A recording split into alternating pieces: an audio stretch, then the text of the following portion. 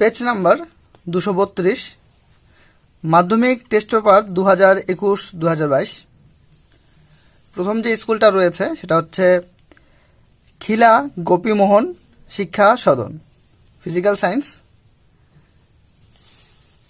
Group এ। তো group এর solution করে দেওয়া রয়েছে, গ্রুপ বি এর সলিউশন করে দেওয়া আছে। গ্রুপ বি রয়েছে আপ টু 2.18 পর্যন্ত। এবার group A and group B, এটা সলিউশন কিন্তু তোমাদের টেস্ট পেপারের মধ্যেই রয়েছে। দেখো আনসার কি লেখা আছে, গ্রুপ এ গ্রুপ বি। তো গ্রুপ এ এমসিকিউ, সেই এমসিকিউ সলিউশন সেট দেওয়া আছে, প্লাস গ্রুপ বি তারও সলিউশন সেট কিন্তু দেওয়া আছে। কিন্তু group C and group D তার সলিউশন সেট দেওয়া নেই। আর আমি আমার এই ইউটিউব চ্যানেলে মাধ্যমিক 2022-এর পরীক্ষার্থীদের জন্য যে টেস্ট পেপারটা স্কুল থেকে দিয়েছে, সেই টেস্ট পেপারের group C and group D এই বিভাগ দুটি পুরোপুরি ডিটেলসে সলভ করে দিচ্ছি তাদের সুবিধার জন্য। তো আজকে আমরা সলভ করব খিলা গোপীমোহন শিক্ষা সদন মাধ্যমিক টেস্ট পেপার 2021-2022-এর ফিজিক্যাল সায়েন্সের গ্রুপ সি বিভাগের প্রশ্নের উত্তর। আশা করি তোমাদের এই ভিডিওটি অনেকটা হেল্পফুল হবে, কেন কি তোমাদের আমি গ্রুপ সি গ্রুপ ডির প্রত্যেকটা কোশ্চেন ধরে ধরে ডিটেলসে আলোচনা করব। আর তোমাদের মাধ্যমিকের মাত্র কয়েকটা দিন রয়েছে, এর মধ্যে তোমাদের এই ভিডিওগুলি খুবই হেল্পফুল হবে। তো কথা না বাড়িয়ে শুরু করা যাক আজকের এই পর্ব। দেখো, ফার্স্ট যে কোশ্চেন রয়েছে গ্রুপ সি এ 3.1, ওজোন স্তর ধ্বংসে সিএফসি এবং এনও এর ভূমিকা আলোচনা করো। দেখো, তোমাদের সুবিধার জন্য আমি কোশ্চেনটাও তুলে নিয়েছি খাতার মধ্যে। ওজোন স্তর ধ্বংসে সিএফসি এবং এনও এর ভূমিকা আলোচনা করো। সিএফসি মানে ক্লোরোফ্লুরোকার্বন। দেখো, সিএফসি অথবা এনওর ভূমিকা লিখতে বলছে, তো তোমরা সিএফসির ভূমিকা লিখবে, না হলে এনওর ভূমিকা লিখবে। কোশ্চেনটা এই ধরনের বলেছে। তো দেখি আমরা সিএফসির ভূমিকাটা কি।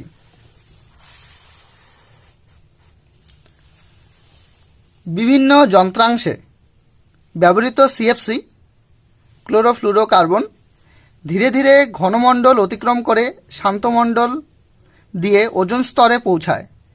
সেখানে অতিবেগুনি রশ্মির আঘাতে সিএফসি বিয়োজিত হয়ে সক্রিয় ক্লোরিন পরমাণু উৎপন্ন করে। উৎপন্ন ক্লোরিন পরমাণু ওজোন মানে O3 হচ্ছে ওজোন, এর সঙ্গে বিক্রিয়া করে অক্সিজেন ও ক্লোরিন মনোক্সাইড ClO উৎপন্ন করে। আবার ClO মানে ক্লোরিন মনোক্সাইড ওজোনের সঙ্গে বিক্রিয়া করে অক্সিজেন অণু ও ক্লোরিন পরমাণু তৈরি করে। এই ক্লোরিন পরমাণু আবার ওজোন এর সঙ্গে বিক্রিয়া করে, ফলে বিক্রিয়া নিরবিচ্ছিন্নভাবে চলতে থাকে। অর্থাৎ একটি ক্লোরিন পরমাণু লক্ষ লক্ষ ওজোন অণুকে ধ্বংস করতে পারে। চক্রীয় প্রক্রিয়ায় ক্লোরিন পরমাণু সংখ্যা একই থাকে। এই হচ্ছে তোমাদের সলিউশন। তোমরা হয় স্ক্রিনশট নিয়ে নাও কিংবা ভিডিওটি পজ করে খাতায় তুলে নাও। এখন আমি আলোচনা করব ওজোন স্তর ধ্বংসে এনও এর ভূমিকা। ওজোন স্তর ধ্বংসে এনও এর ভূমিকা আমি আলোচনা করছি, তোমরা দেখো। উড়োজাহাজ শান্তমণ্ডলের মধ্য দিয়ে যাওয়ার সময় এনও গ্যাস নির্গত করে। আবার বিভিন্ন কলকারখানা বা বজ্রপাতের ফলে সৃষ্ট nitrous oxide, nitrogen dioxide gas শান্তমণ্ডলের মধ্য দিয়ে ওজোন মণ্ডলে যায়।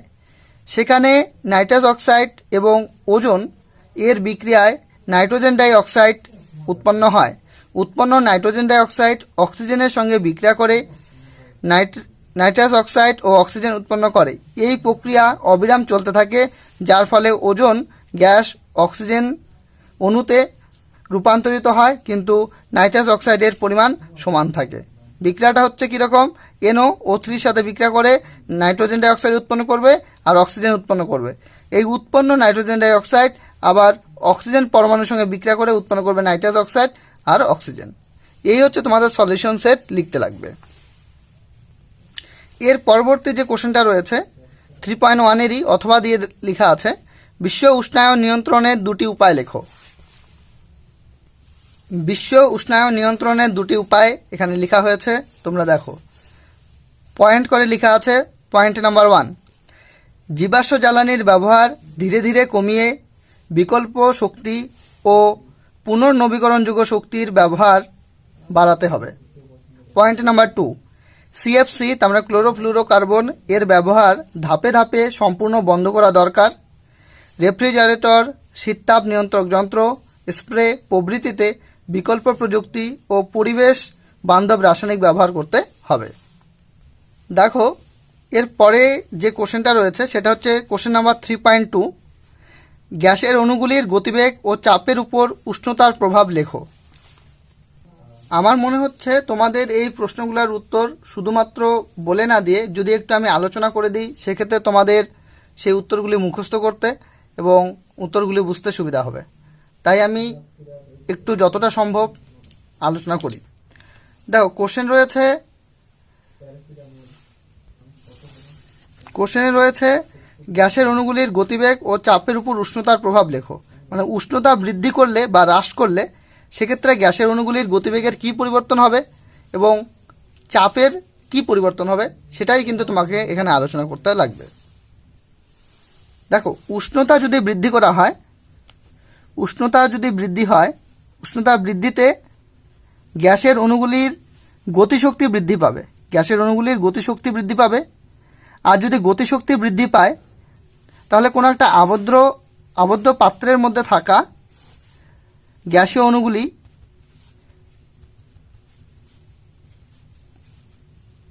মধ্যে গতিবেগও বেড়ে যাবে। অর্থাৎ উষ্ণতা বৃদ্ধিতে গতিশক্তি বাড়ছে, গতিশক্তি বৃদ্ধির জন্য গ্যাসের অণুগুলি ছোটাছুটি বেশি করবে, কাজেই পাত্রের দেওয়ালের উপর বেশি চাপ প্রয়োগ করবে।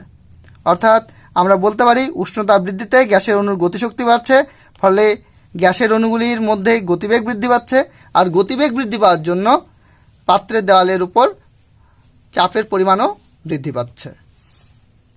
দেখো উত্তরটা সেভাবেই তোমাদের সাজিয়ে বলে দেওয়া আছে তোমাদের সুবিধার জন্য। গ্যাসের অণুগুলির গতিবেগ ও চাপের উপর উষ্ণতার প্রভাব হেডলাইন করেছি। কোনো আবদ্ধ গ্যাসের উষ্ণতা বৃদ্ধি করলে গ্যাস অণুগুলির গতিশক্তি বৃদ্ধি পায়, যেটা আমি তোমাদের বললাম যে উষ্ণতা বৃদ্ধি করলে গ্যাস অণুগুলির গতিশক্তি বৃদ্ধি পাবে। গ্যাস অণুর গতিশক্তি বৃদ্ধি পাওয়ার অর্থ অণুগুলির গড়বেগ বৃদ্ধি পায়। অর্থাৎ যদি গতিশক্তি বৃদ্ধি পায় সেক্ষেত্রে গ্যাস অণুগুলির গতিবেগও বৃদ্ধি পাবে, ফলে গ্যাস অণুগুলি পাত্রের দেওয়ালে পূর্বাপেক্ষা আরও জোরে ধাক্কা মারে। মানে আগে যে পরিমাণ বলে ধাক্কা মারত তার থেকে আরও বেশি বলে ধাক্কা মারবে, এবং দেয়ালের একক ক্ষেত্রফলে প্রতি সেকেন্ডে ধাক্কার সংখ্যাও বৃদ্ধি পায়। এই কারণে দেওয়ালের একক ক্ষেত্রফলে লম্বভাবে প্রযুক্ত বল বৃদ্ধি পায়, আর একক ক্ষেত্রফলের উপর প্রযুক্ত বলকে আমরা চাপ বলি। অর্থাৎ এক কথায় আমরা বলতে পারবো চাপ বৃদ্ধি পায়। তো তোমরা হয় স্ক্রিনশট নিয়ে নাও কিংবা খাতায় তুলে নাও ভিডিওটি পজ করে। দেখো এরপরেই আমাদের একটা নিউমেরিক্যাল প্রবলেম দিয়েছে। 0 ডিগ্রি সেন্টিগ্রেড উষ্ণতার কোনো গ্যাসকে উত্তপ্ত করলে তার চাপ ও আয়তন উভয়ই দ্বিগুণ হবে, গ্যাসটির অন্তিম উষ্ণতা কত? এটা গ্যাসের আচরণ অর্থাৎ চ্যাপ্টার নাম্বার 2 এর থেকে প্রবলেমটা দিয়েছে। তো এই প্রবলেমটা আমি তোমাদের সলভ করে দিচ্ছি। এই প্রবলেমটি সলভ করার জন্য আমরা প্রথমে যে কাজটা করব সেটা হচ্ছে একদিকে আমরা প্লট লিখব প্রাথমিক অবস্থা,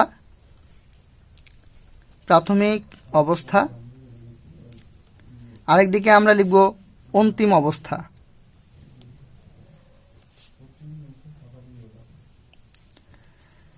প্রাথমিক অবস্থায়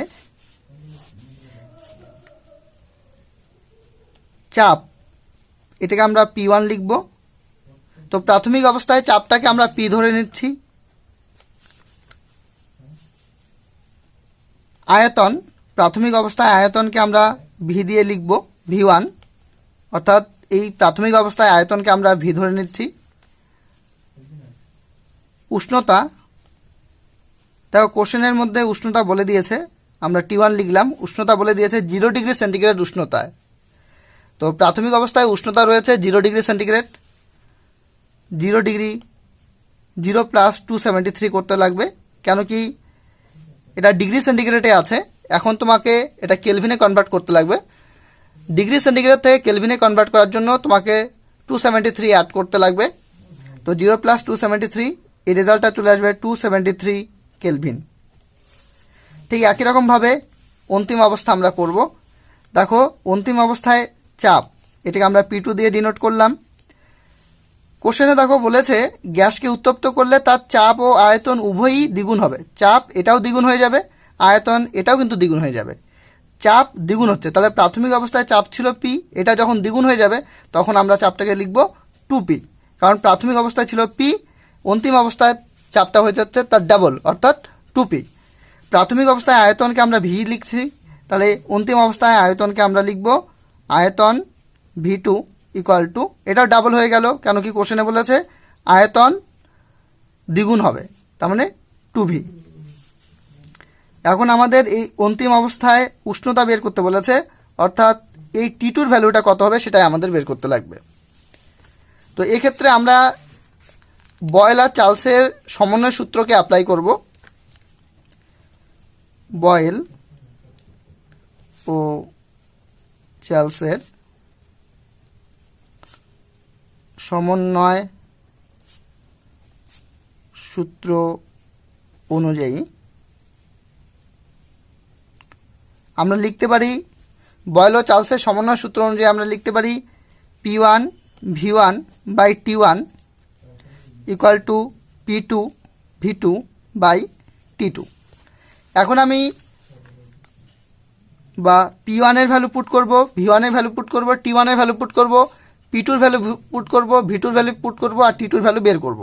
দেখো P1 এর ভ্যালু আমরা P নিয়েছি, P1 এর ভ্যালু P, তাহলে P1 এর জায়গায় আমি P পুট করলাম, ইন্টু V1 এর ভ্যালু আমরা V নিয়েছি, তো V1 এর জায়গায় আমি V পুট করলাম, ডিভাইডেড বাই T1, T1 এর ভ্যালু হচ্ছে 273 ইকুয়াল টু P2 এর ভ্যালু, দেখো P2 2P হয়ে গেছে, তো এখানে আমি লিখব P2 এর জায়গায় 2P ইন্টু V2 এর ভ্যালু হয়ে গেছে 2V, তাহলে এখানে আমি লিখলাম 2V বাই T2 এর ভ্যালু তো আমরা বের করব, কারণ কোশ্চেনের মধ্যে আমাদের কিন্তু অন্তিম উষ্ণতা বের করতে বলেছে। দেখো গ্যাসটির অন্তিম উষ্ণতা কত সেটা কিন্তু আমাদের বের করতে বলেছে, অর্থাৎ T2 আমরা এখানে বের করব। এবার দেখো এখানে PP ক্যান্সেল হয়ে গেল, VV ক্যান্সেল হয়ে গেল, তার মানে এখানে কি থাকছে 1/273 ইকুয়াল টু, এখানে 2 ইন্টু 2, 2 দুগুণ 4 আর নিচে হচ্ছে T2, বা কোনাকুনি যদি এখন গুণ করি T2 ইন্টু 1 মানে T2 ইকুয়াল টু 4-এর সাথে 273 গুণ করলে এখানে আমরা পাবো 3 4 12, 2 হাতে 1, 4 7 28, 1 29, 4 দুগুণ 8, 2 10, 1092 কেলভিন। এটা কিন্তু কেলভিনে আসছে, কিন্তু আমাদের রেজাল্টটা নিয়ে আসতে হবে ডিগ্রি সেন্টিগ্রেড, তার জন্য কেলভিন থেকে ডিগ্রি সেন্টিগ্রেড করার জন্য আমাদের 273 মাইনাস করে দিতে হবে। সুতরাং গ্যাসটির অন্তিম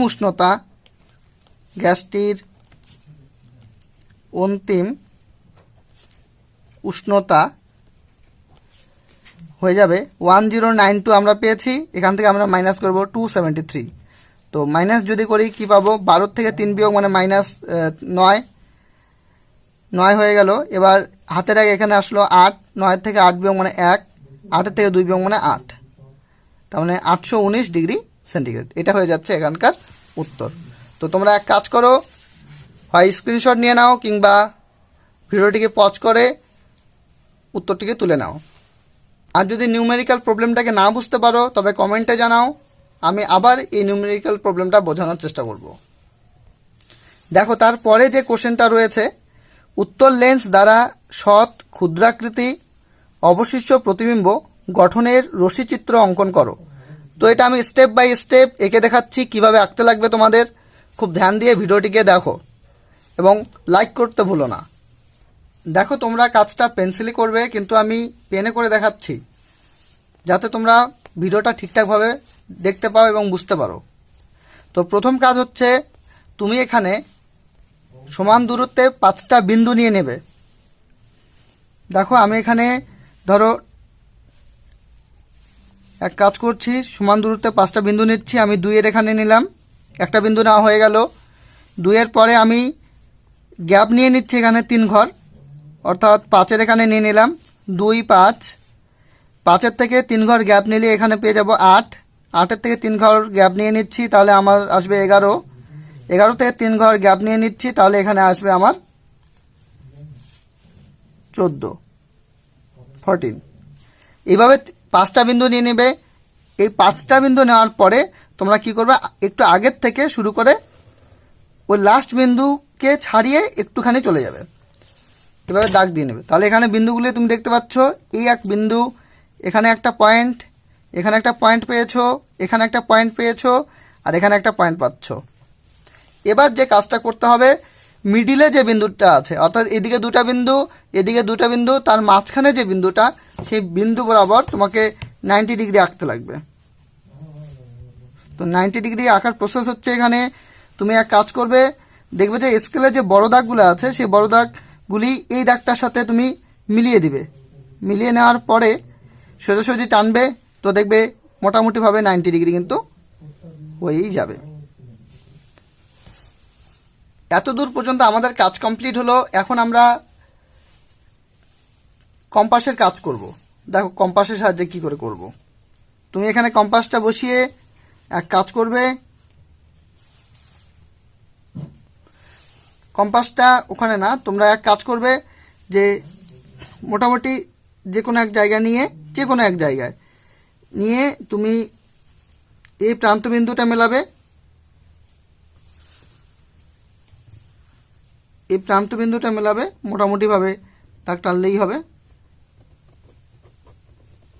দেখো এইভাবে দেবে, তোমরা হয়তো দেখতে পাচ্ছ না, দেখে নাও। এবার তোমাকে করতে হবে, এইদিকে বসাতে লাগবে, বসানোর পর এই পয়েন্টটা মেলাতে লাগবে, কিন্তু কম্পাসের নিডিলটা কিন্তু এই জায়গাতেই থাকবে। কম্পাসের নিডিলটা দেখো আমি এই দাগটার উপরে নিয়েছি, তারপর আমি আমার পেনের যে মাথাটা রয়েছে সেটা কিন্তু আমি এখানে বসাচ্ছি, বসানোর পর এইরকম করে নিচ্ছি। তাহলে মোটামুটিভাবে কিন্তু আমার লেন্স তৈরি হয়ে গেল, মোটামুটিভাবে লেন্স তৈরি হয়ে গেল।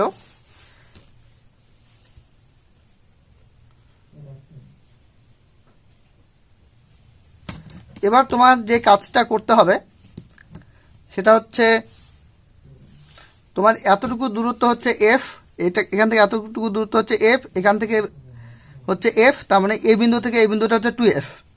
এবার 2f এর বাইরে তোমাকে বস্তুটাকে নিতে লাগবে। তো 2f এর বাইরে আমি বস্তুটাকে নিয়ে নিচ্ছি, 2f এর বাইরে বস্তুটাকে আমি এখানে নিয়ে নিলাম।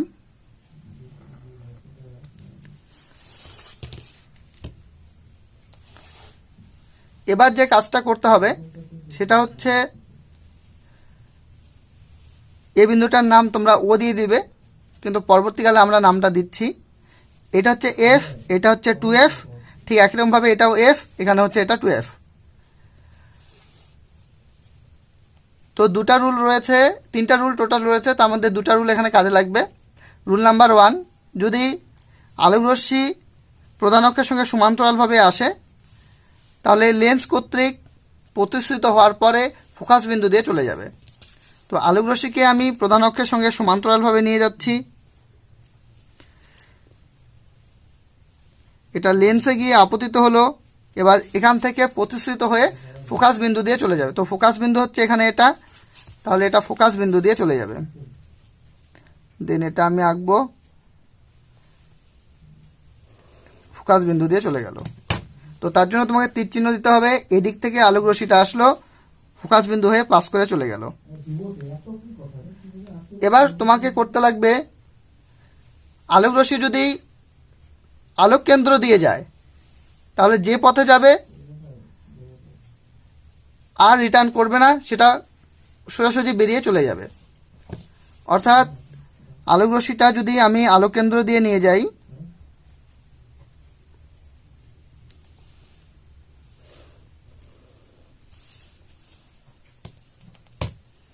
এরকম আসবে। দেন তুমি করবে কি, এটার সাথে এটা যুক্ত করে দেবে, এখানে তীর চিহ্ন দিয়ে দেবে।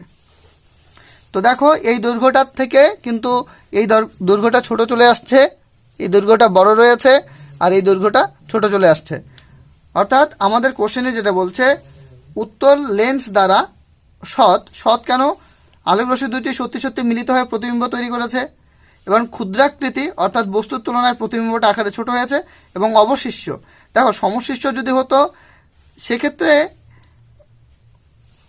বস্তুর হেড যদি উপর দিকে থাকে তাহলে প্রতিবিম্বের হেডটা কিন্তু উপর দিকেই থাকতো, কিন্তু এখানে বস্তুর হেডটা আছে উপর দিকে কিন্তু প্রতিবিম্বের হেডটা আছে তার ঠিক বিপরীত দিকে, তো অর্থাৎ এখানে অবশিষ্য হয়ে গেছে।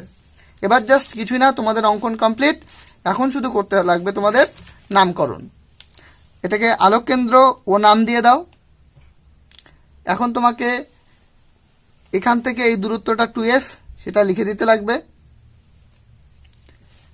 তার আগে এখানে তীর চিহ্ন দিয়ে দাও। এখান থেকে এই দূরত্বটা f, এটাকে f নাম দাও, এটাকে নাম দাও 2f। ঠিক একই রকমভাবে এখানে নাম দাও f, এখানে নাম দিয়ে দাও 2f। আর এটা বস্তুটার নাম দিয়ে দাও pq। এটা প্রতিবিম্ব, দেখো এই হেডটা তৈরি হয়েছে এখানে, এটা বস্তু, এটা প্রতিবিম্ব। তো প্রতিবিম্বের ক্ষেত্রে এখানে তুমি বস্তুটাকে যেহেতু pq নাম দিয়েছো, প্রতিবিম্বটাকে তুমি নাম দেবে p ড্যাশ q ড্যাশ। এই হচ্ছে তোমাদের অঙ্কন প্রণালী। তো খুব স্লো মোশনে তোমাদের জন্য করালাম। যদি তাও না বুঝতে পারো সেক্ষেত্রেও আমাকে কমেন্টে জানাও, আমি কিন্তু তোমাদের পার্টিকুলার এই ডায়াগ্রামের উপরেই একটা ভিডিও আপলোড করব। এখন চলে আসছি ঠিক তার পরের কোশ্চেনে। দেখো 3.3-তে অথবা দিয়ে রয়েছে হ্রস্ব দৃষ্টি কি, এর প্রতিকারের জন্য কোন লেন্স ব্যবহৃত হয়। হ্রস্ব দৃষ্টি বলতে মায়োপিয়াকে বুঝিয়েছে, আর দীর্ঘ দৃষ্টি যদি বলতো সেক্ষেত্রে হাইপারমেট্রোপিয়া হতো। তো এখানে হ্রস্ব দৃষ্টি বলতে মায়োপিয়া, অর্থাৎ মায়োপিয়ার ডেফিনেশনটা তোমাকে লিখতে লাগবে, আর মায়োপিয়া প্রতিকারের উপায়টাই কিন্তু তোমাদের এখানে লিখতে লাগবে। তো এখানে আমি তোমাদের হ্রস্ব দৃষ্টি বা মায়োপিয়ার ডেফিনেশনটা লিখে দিয়েছি, তার সাথে সাথে তার প্রতিকারের উপায়ও লেখা আছে পয়েন্ট করে। দেখো হ্রস্ব দৃষ্টি কাকে বলবো, যদি চোখ কাছের বস্তুকে স্পষ্ট দেখতে পায় কিন্তু দূরের বস্তুকে স্পষ্ট দেখতে না পায়, তবে চোখের এ ধরনের ত্রুটিকে বলা হয় হ্রস্ব দৃষ্টি বা মায়োপিয়া। এর প্রতিকারের উপায় কি, উপযুক্ত ফোকাস দৈর্ঘ্যের অবতল লেন্সযুক্ত চশমা ব্যবহার করলে এই ত্রুটি দূর করা যায়। তাহলে এই উত্তরটারও তোমরা স্ক্রিনশট নিয়ে নাও কিংবা পজ করে লিখে নাও। দেখো এর পরবর্তী কোশ্চেন রয়েছে কোশ্চেন নাম্বার 3.4, সমপ্রবাহ ডিসি ডিরেক্ট কারেন্ট অপেক্ষা পরিবর্তী প্রবাহ এসি অল্টারনেটিং কারেন্ট এর সুবিধা লেখো। মানে ডিসি অপেক্ষা এসি ব্যবহারের সুবিধা কি, এরকম দুটা সুবিধা আমাদের লিখতে লাগবে। দেখো ডিসি অপেক্ষা এসি ব্যবহারের দুটা সুবিধা, আমি এখানে তিনটা সুবিধা আলোচনা করেছি। দেখো ডিসি অপেক্ষা এসি এর সুবিধাগুলি হলো, নাম্বার 1, ট্রান্সফরমারের সাহায্যে এসিকে প্রয়োজন মতো নিম্ন বিভব থেকে উচ্চ বিভবে এবং উচ্চ বিভব থেকে নিম্ন বিভবে রূপান্তরিত করা যায়। অর্থাৎ তুমি low voltage to high voltage এবং high voltage to low voltage ইচ্ছা মতো নিজের প্রয়োজন মতো তুমি চেঞ্জ করতে পারবে, কিন্তু ডিসিতে এটা করা যায় না, ডিসিতে এই সুবিধা পাওয়া যায় না। 2 নাম্বার যে সুবিধা আছে এসি ব্যবহারের অর্থাৎ পরিবর্তী প্রবাহ ব্যবহারে, সেটা হচ্ছে জেনারেটরের সাহায্যে ডিসি অপেক্ষা এসি উৎপাদনের খরচ কম। অর্থাৎ ডিসি উৎপাদনের ক্ষেত্রে খরচটা বেশি হবে, এসি উৎপাদনের ক্ষেত্রে খরচটা তুলনামূলকভাবে কম হবে। এছাড়াও কি সুবিধা রয়েছে, তড়িৎ পরিবহনে এসিতে শক্তি ক্ষয় তুলনামূলকভাবে কম হয়, ডিসিতে শক্তি ক্ষয় বেশি হবে কিন্তু এসিতে শক্তি ক্ষয় কম হবে। এই 3টা পয়েন্ট তোমরা খাতার মধ্যে লিখে নাও। যদি ভিডিওটি ভালো লাগে অবশ্যই লাইক করো, বন্ধুদের সাথে শেয়ার করো।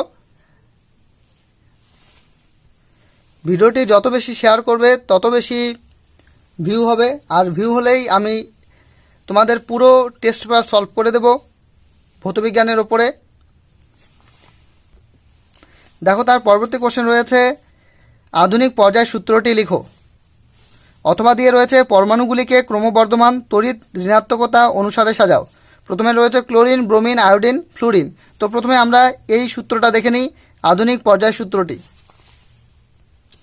আধুনিক পর্যায় সূত্র বলে তোমরা হেডলাইন করবে, তারপর লিখবে বিভিন্ন মৌলের ভৌত ও রাসায়নিক ধর্মগুলি তাদের পারমাণবিক সংখ্যা বাড়ার সঙ্গে সঙ্গে পর্যায়ক্রমে পুনরাবৃত্ত হয়। তারপরের কোশ্চেনে যেটা ছিল, পরমাণুগুলিকে ক্রমবর্ধমান তড়িৎ ঋণাত্মকতা অনুযায়ী সাজাতে বলেছে। তো সেক্ষেত্রে ফ্লুরিনের তড়িৎ ঋণাত্মকতা সবচেয়ে বেশি, তার থেকে কম হচ্ছে ক্লোরিনের, তার থেকে কম হচ্ছে ব্রোমিনের, তার থেকে কম হচ্ছে আয়োডিনের। অর্থাৎ এখানে সবচেয়ে বেশি তড়িৎ ঋণাত্মক হচ্ছে ফ্লোরিন, আর সবচেয়ে কম তড়িৎ ঋণাত্মক এখানে হচ্ছে আয়োডিন। আর যেহেতু কোশ্চেনের মধ্যে বলেছে ক্রমবর্ধমান হিসাবে সাজাতে, অর্থাৎ ছোটোর থেকে বড় হিসাবে তোমাকে সাজাতে লাগবে। অর্থাৎ যার তড়িৎ ঋণাত্মকতা কম তাকে আগে লিখতে লাগবে, তারপর তার থেকে তড়িৎ ঋণাত্মকতা যার বেশি তাকে তার পরে লিখতে লাগবে। অর্থাৎ ছোটোর থেকে বড় এই সিরিজে কিন্তু তোমাদের সাজাতে লাগবে। তো সেই অনুযায়ী প্রথমে আসবে ব্রোমিন, তার থেকে আসবে প্রথমে আসবে আয়োডিন, তারপরে আসবে ব্রোমিন, তারপরে আসবে ক্লোরিন, দেন আসবে হচ্ছে ফ্লোরিন। ভিডিওটি যতটা সম্ভব শেয়ার করো। তারপরে যে কোশ্চেনটা রয়েছে, NH3 অণুর লুইস ডট গঠন চিত্রসহ ব্যাখ্যা করো। NH3 বলতে অ্যামোনিয়া, অ্যামোনিয়া অণুর লুইস ডট গঠন তোমাদের আঁকতে লাগবে প্লাস ব্যাখ্যা করতে লাগবে। তো প্রথমে আমি তোমাদের NH3 অর্থাৎ অ্যামোনিয়া অণুর লুইস ডট গঠনটা বুঝিয়ে দিচ্ছি, তারপরে যে উত্তরটা লিখতে লাগবে সেটা দেখিয়ে দিচ্ছি। প্রথমে দেখো অ্যামোনিয়া, অ্যামোনিয়া মানে হচ্ছে NH3। দেখো নাইট্রোজেন রয়েছে, নাইট্রোজেনের পারমাণবিক ক্রমাঙ্ক হচ্ছে 7, পারমাণবিক ক্রমাঙ্ক 7, হাইড্রোজেনের পারমাণবিক ক্রমাঙ্ক 1। যেহেতু নাইট্রোজেনের পারমাণবিক ক্রমাঙ্ক 7, তার জন্য ইলেকট্রন বিন্যাস হবে 2,5। প্রথম কক্ষপথে 2টা ইলেকট্রন থাকবে, তারপরে কক্ষপথে 5টা ইলেকট্রন থাকবে।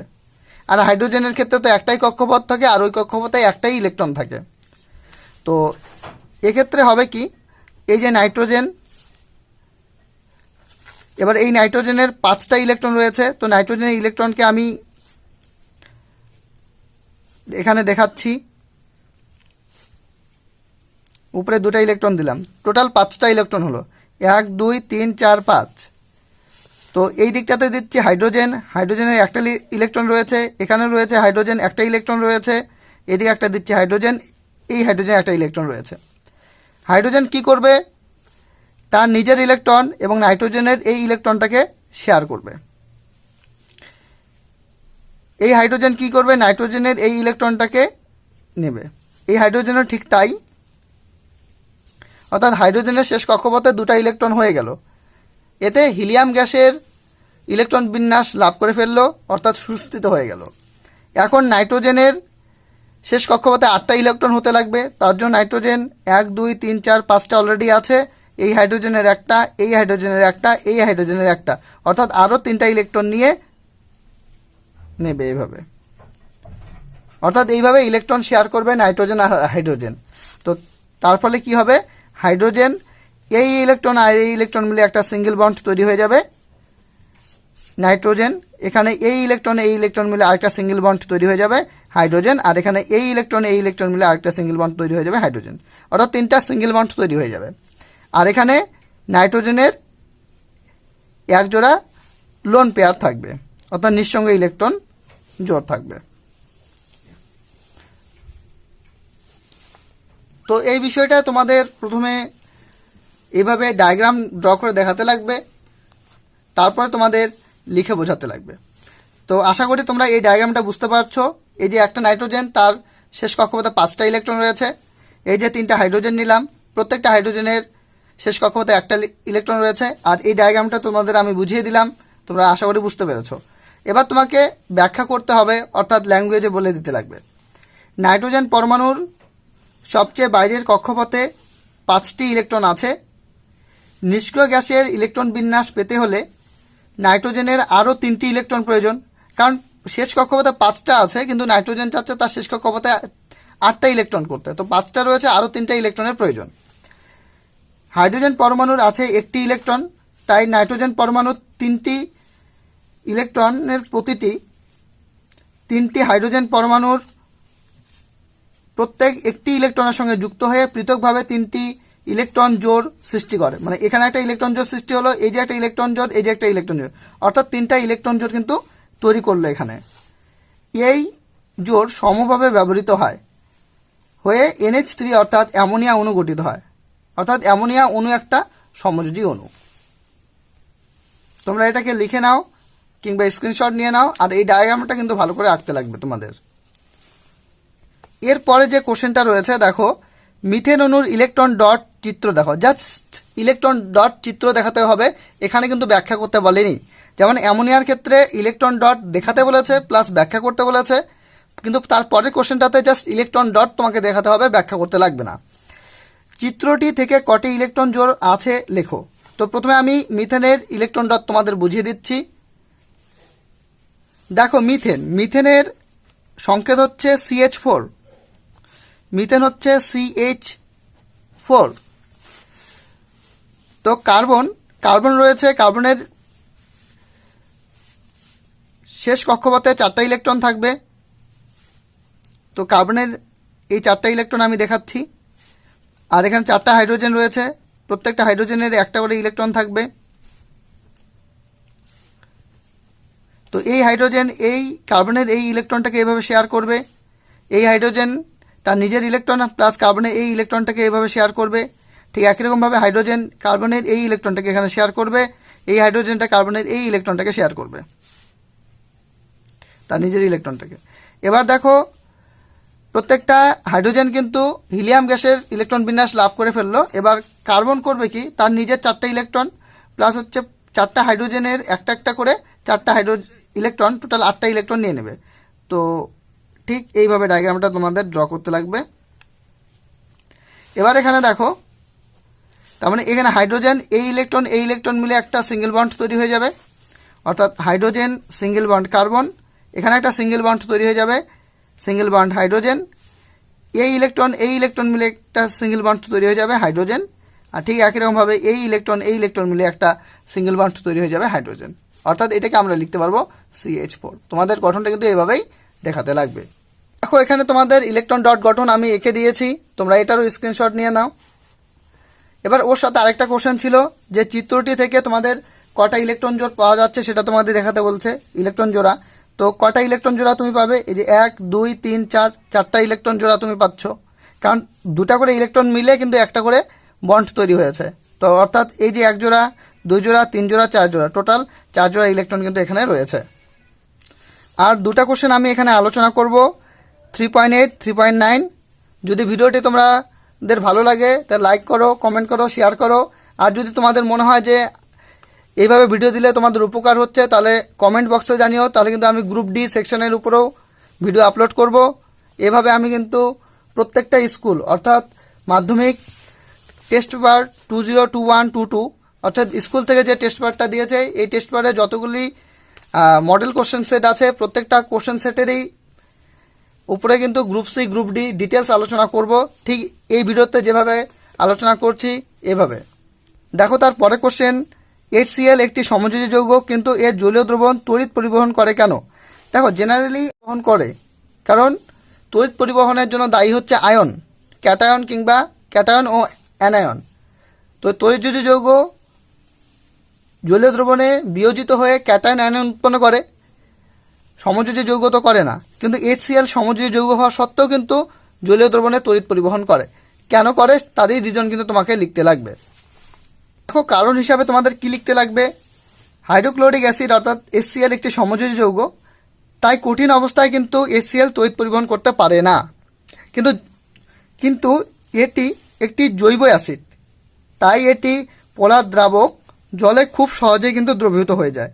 এবং হাইড্রোক্লোরিক অ্যাসিড জলে দ্রবীভূত হয়ে H+ আর Cl- আয়ন উৎপন্ন করে।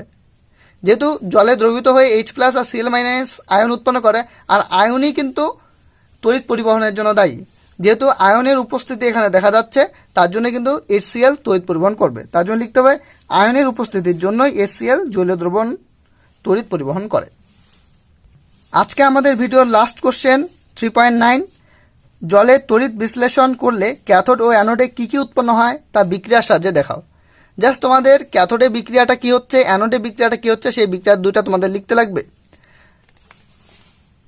দেখো জলের তড়িৎ বিশ্লেষণে কি হয়, H2O জল ভেঙে গিয়ে H+ আর OH- আয়ন উৎপন্ন করে।